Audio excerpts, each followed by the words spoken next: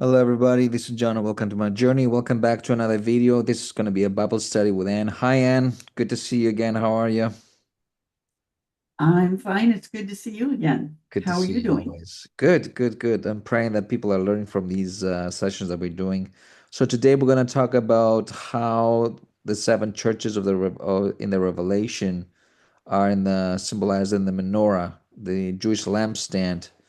Um, so what can you tell us? What can you teach us today?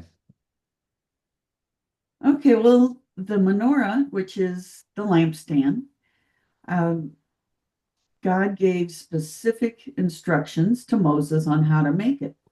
And it went in the temple that Moses built. It was also in the temple that Solomon built. And there's a lot of mystery to it. So let me share my screen. So, very quickly, this is the menorah. You'll notice there are 7 lamps on it. 3 on one side, 3 on the other, and 1 down the middle. So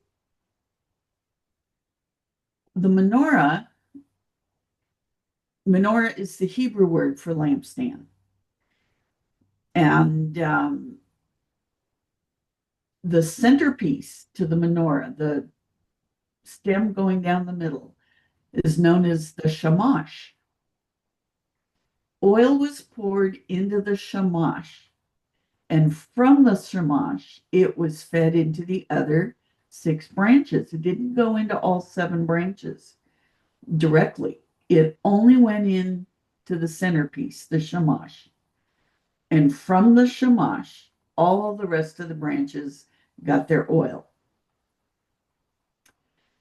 Now, in Hebrew, the shamash means servant, and it's a picture of Jesus. And we know Jesus' name is Yeshua in Hebrew. So all 7 branches represent the churches. And that means Yeshua is the centerpiece of the church. And we know Jesus said he came to serve. He didn't come to be served, but to serve. And let's look at Revelation chapter 1, verse 20. As for the mystery of the 7 stars that you saw in my right hand, and the 7 golden lampstands, the 7 stars are the angels of the 7 churches, and the 7 lampstands are the 7 churches. So there's a pattern for the lampstand, Mm-hmm. and that pattern contains many mysteries. Let's look at Exodus chapter 25, verses 31 through 37. You shall make a lampstand of pure gold. The lampstand shall be made of hammered work, and there shall be 6 branches going out of its sides, 3 branches of the lampstand out of one side of it, and 3 branches of the lampstand out of the other side of it. Their branches shall be of one piece with it, the whole of it a single piece of hammered work of pure gold. You shall make 7 lamps for it, and the lamps shall be set up so as to give light on the space in front of it. God was very specific about how he wanted the lampstand in the temple to be made. And there's a lot of symbolism in this. The first thing we notice is there are 7 branches total, 3 on one side, 3 on the other side, and then 1 straight down the middle, the shamash. Mm-hmm. Well, in the book of Revelation, oh, I'm sorry, did you have a question? No, no, no. Keep going. It's good. Okay. So in the book of Revelation, chapters 2 and 3, we see 7 churches. Also, we see that the lampstand is made of pure gold. Now, in Hebrew, gold represents wisdom. Well, the churches are supposed to be made of wisdom. And notice how the lampstand is to be hammered. That's very significant. Piece of hammered work of pure gold. So in Hebrew, that word hammered also means beaten. Well, think about it. This represents the church. We know Jesus was beaten before being crucified, and he's the centerpiece to the church. And the church was beaten, figuratively speaking. It was hammered. When the early church was started, followers of Christ were being imprisoned, tortured, fed to the lions. They were killed in the Colosseum. Um, so the church was being hammered, was being beaten. And over the centuries, it's been beaten. So it's all symbolic. And one thing in particular, notice how the lampstand is to give light on the space in front of it. Mm-hmm. The word front in Hebrew can also mean beyond. So this means the church is to give light beyond its walls. Jesus was the light of the world. The people of the world have seen a great light. That's John chapter 1. Well, because this is symbolic of the church is to give light beyond its walls, extending out to the community and even beyond that. So it's symbolic. Let's look at Leviticus. And I'm using the English Standard Version of the Bible here. Leviticus chapter 24, verses 1 through 4. The Lord spoke to Moses, saying, command the people of Israel to bring you pure oil from beaten olives for the lamp, that a light may be kept burning regularly outside the veil of the testimony in the tent of meeting. Aaron shall arrange it from evening to morning before the Lord regularly. It shall be a statute forever throughout your generations. He shall arrange the lamps on the lampstand of pure gold before the Lord regularly. Well, for light to be burning regularly, that word regularly in Hebrew means continually or constantly. In other words, the light of the menorah, and therefore the light of the church, is never to go out.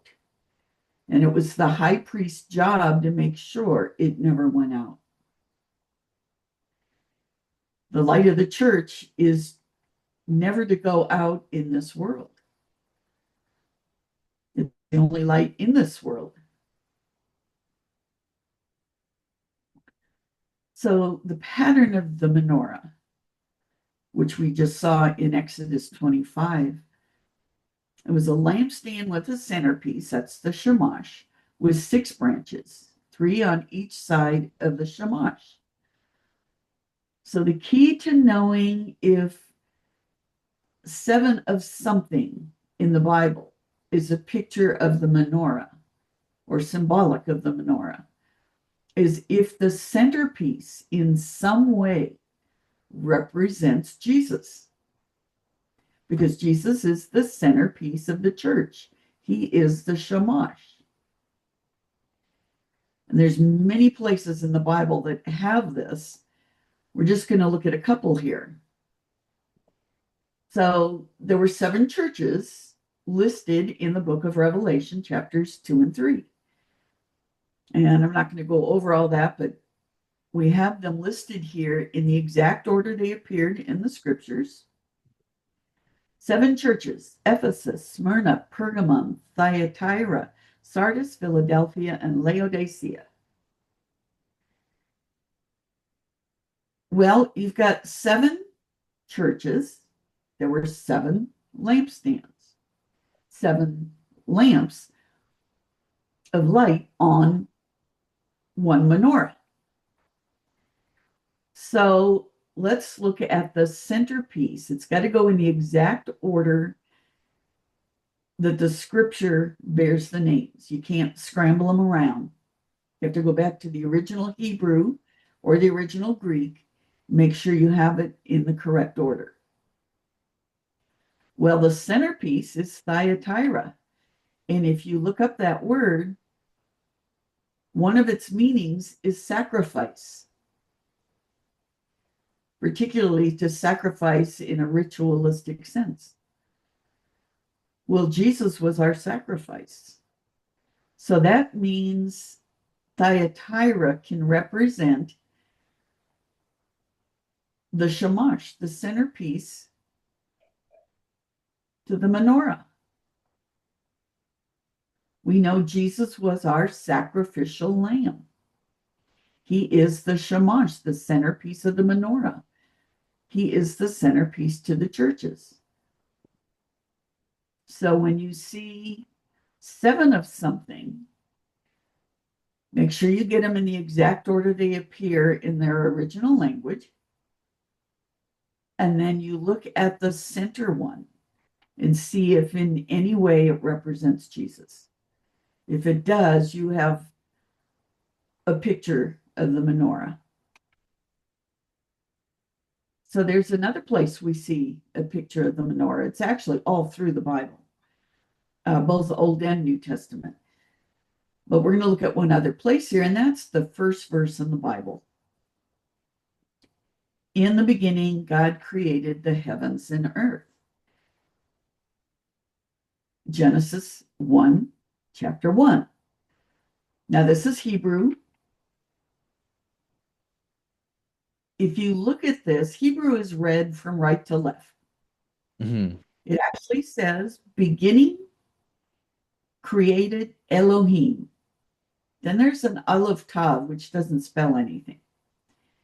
Heavens and earth. Well, look at the pattern. You have 7 words or 7 groups of letters. So you've got 3 on one side, 3 on the other side. So let's look at the centerpiece. If the centerpiece points towards Jesus, then this is a picture of the shamash. If the centerpiece does not point towards Jesus, then it's not. Well, the aleph tav, this is an aleph tav here. It's in bold. The aleph is the first letter in the Hebrew alphabet. The tav is the last letter in the Hebrew alphabet. It does not spell anything. But we did a little study on this previously when in Genesis, not Genesis, in the book of Revelation, chapter 1, Jesus said to John, I am the Alpha and the Omega. That's the Greek translation. Alpha being the first letter of the Greek alphabet, Omega being the last letter. But there was no indication that they spoke Greek at that time. They spoke Aramaic in that region. And the Hebrews in particular, most of them or many of them knew Hebrew because the original texts were in Hebrew. So if you were to translate that into Hebrew, the first and last letters of the Hebrew alphabet, you have aleph tav. So Jesus was not saying, I'm the Alpha and the Omega. He was saying, I'm the aleph tav. I am the shamash, the centerpiece that appears in the first sentence of the Bible. So if you read that according to this, you have in beginning created Elohim, which is the Hebrew name for God. Beginning created Elohim and Jesus, aleph tav, the heavens and the earth. Well, if you look at John chapter 1, it says, he was with God in the beginning. and nothing was made that was made without him. Well, here we have the Aleph Tav in the beginning, before creation, the Aleph Tav. Does that make sense? Hmm. Yeah. There are literally many, many places in the Bible where you have a verse that has just 7 words in it in the original text. Let's see. So whenever you see that, you look at the centerpiece and look at what that word means and see if it in some way points to Jesus. If it does, it's symbolic of the menorah. And here's the thing, even rabbis, hundreds of years before the time of Christ, recognized Genesis chapter 1, verse 1 as a picture of the menorah. They didn't know Aleph Tav referred to Jesus. This is before the time of Christ. But they recognized that it was a picture of the menorah because there were 3 on either side and something unique in the center. And of course, after the book of Revelation was written, we understood what that Aleph Tav was. It's a picture of Jesus. Hmm. Cool stuff. Cool stuff. I hope the everybody who watched this video is going to learn something from this. I think that's about it for today, don't we? Yeah, I think so. Thank you so much for watching. Everybody, please subscribe, like, share, subscribe. Promote her channel in the name of Jesus, and please donate to her channel and like, share, and subscribe to her channel so that Anne can continue to make videos like this and she can enlighten us with the wisdom of God. Anyways, thank you so much, and thank you so much for having us. For it was nice having you actually in this session. Thank you. Thank you for having me. God bless you. God bless you too.